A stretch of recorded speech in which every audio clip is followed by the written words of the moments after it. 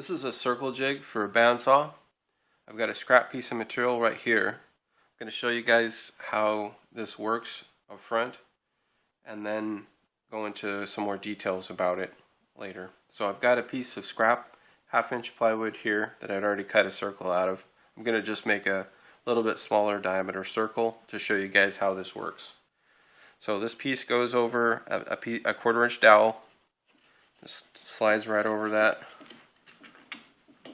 Okay, and then you can adjust the diameter of the circle. We'll go over that in more detail. I'm going to set it just a little bit smaller than the circle that I just cut a little bit ago.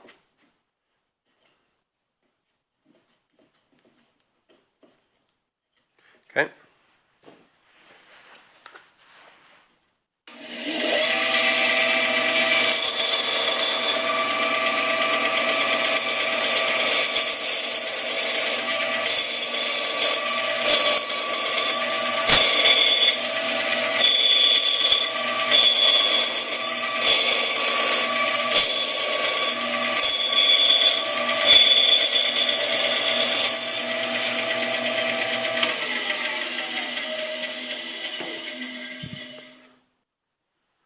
Okay, it's as easy as that right there. Just take the old piece out. It's kind of a neat shaped piece right here. It's almost, other than this right here, I mean, you could glue that together and now you've got this perfect little disc right there. So this is the piece right here we just cut. You just back it out of the doweling there.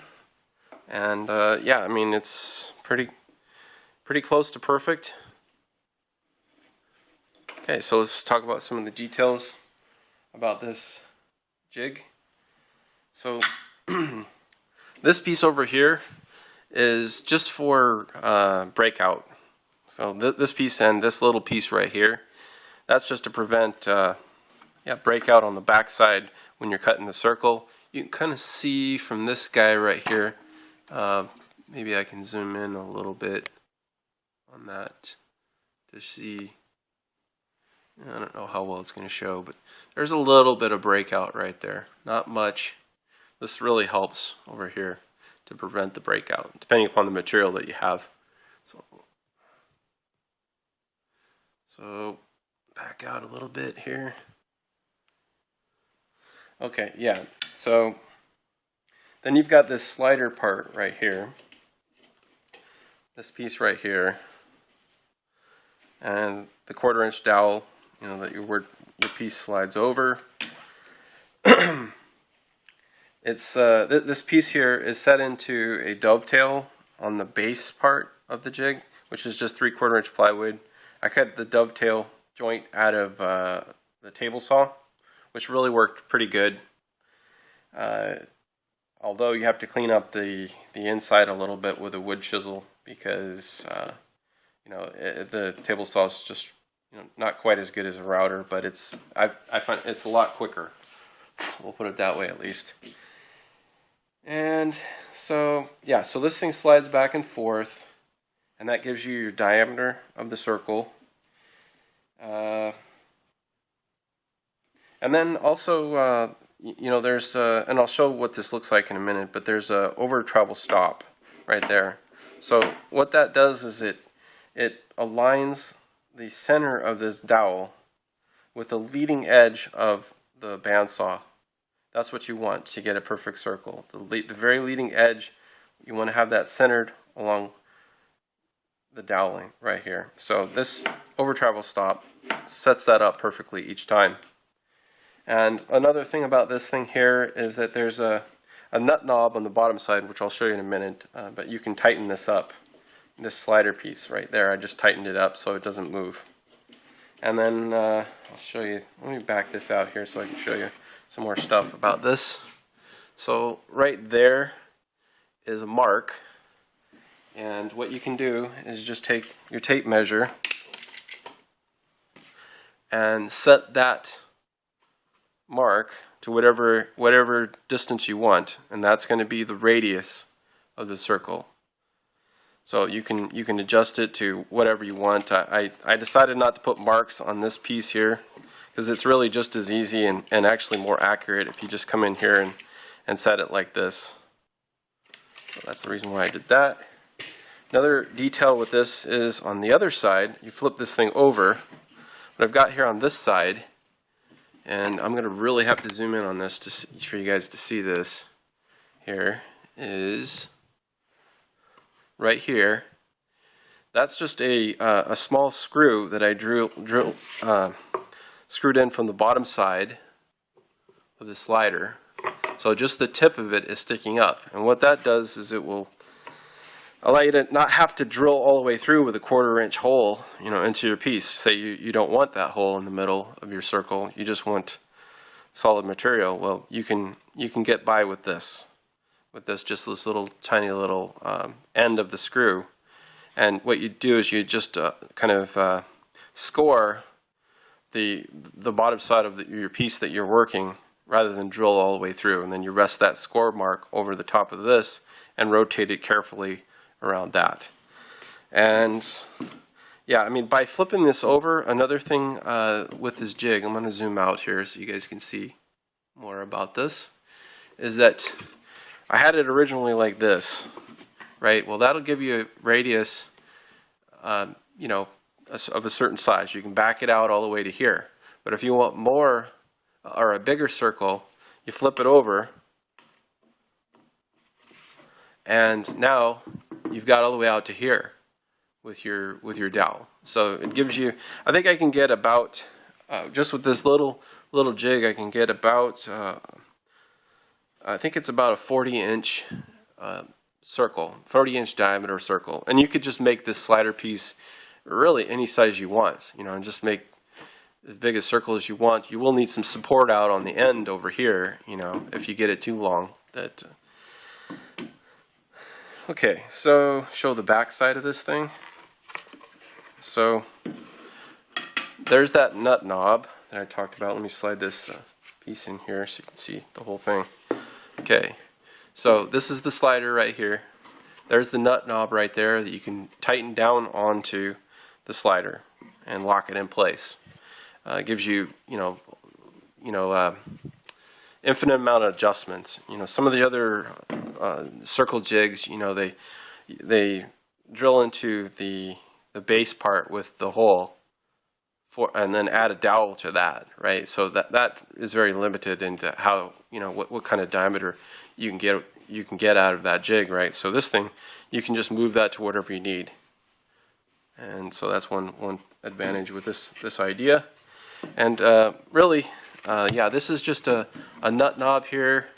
There's a I don't know if it shows very well here, but there's well, it's a 1/4 inch bolt that goes through here. There's a washer, and then there's a nut and a washer on the inside here, and then that bolt just goes through this backer piece here, and on the inside of this backer piece there's another 1/4 inch nut, and that's what you know, secures the bolt. And when you tighten this thing down, the nut inside there will force the bolt up against the slider piece right here and lock it into place. And you can really kind of tell by feel, you know, when it's tightened up, it'll start to resist a little bit. Another detail is, of course, this is the runner that goes into the bandsaw runner right here. Right, so that gives you, you know, some locks it in side to side, and then this part right here is that over travel stop that I mentioned before.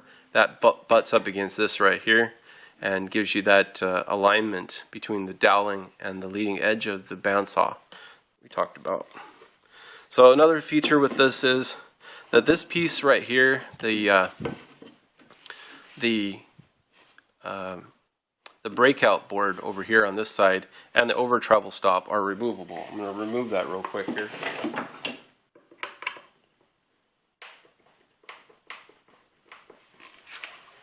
Show you guys it right there.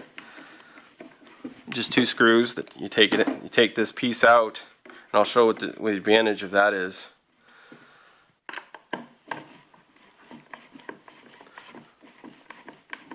back these two screws out. It's not glued in. The rest of the jig is glued, but this part isn't because it's, you know, removable. So you take that part off, okay.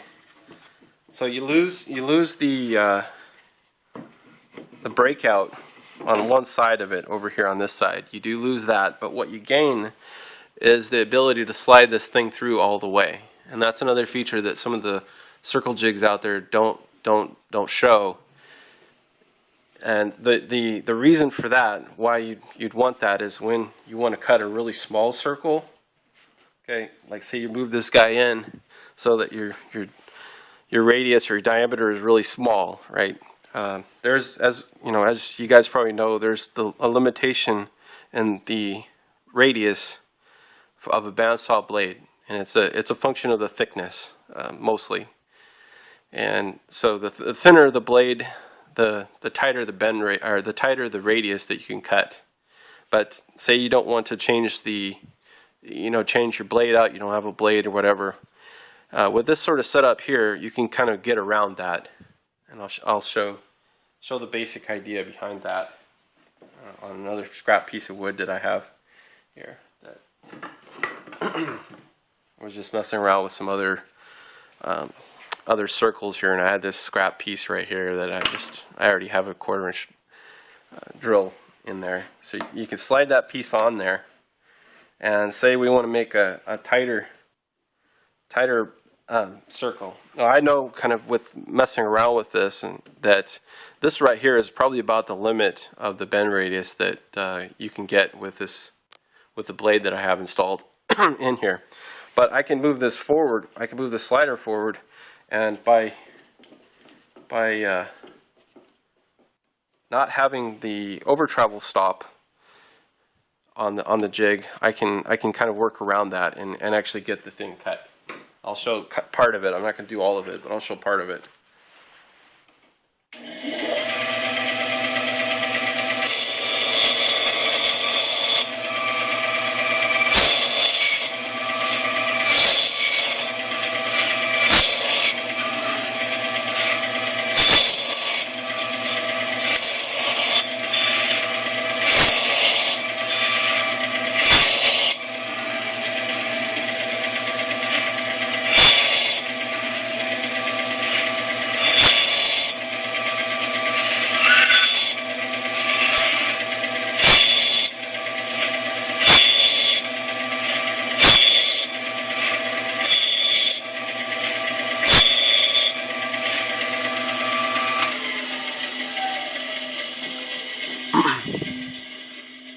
Okay, you guys get the idea, right? So there I cut I'm going to zoom in a little bit here. Sorry about this, my camera sucks here, but you can see here it's a much tighter radius on the circle.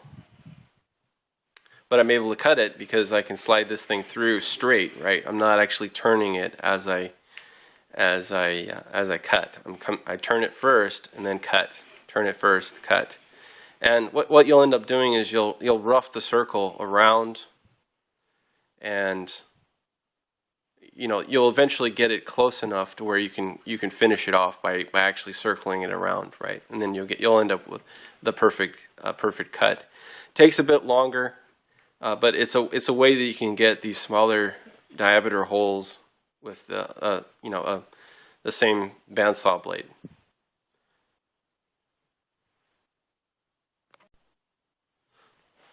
Okay, so this is that finished circle. I just finished it up, and you can back it out, and it's pretty good. It's pretty round. I mean, it's there's a little bit of roughness here, I think, as you go with the smaller diameter here, but a little bit of sanding, and you can get that really smooth.